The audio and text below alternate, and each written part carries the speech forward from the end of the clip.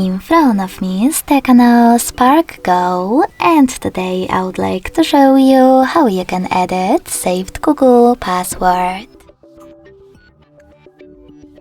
Begin by opening Devices Settings and scrolling all the way down to access Google section. Then tap on Autofill, Autofill with Google, and passwords.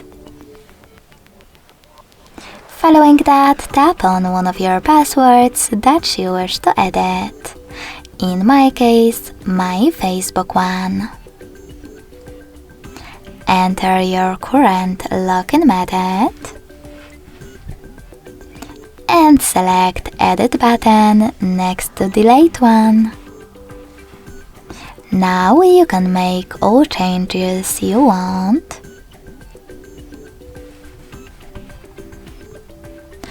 And then in order to save them, hit Save at the top right corner. So when I do that, as you can see, my Facebook password has changed.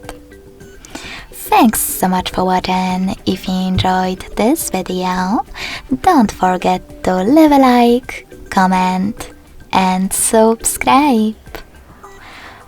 Bye!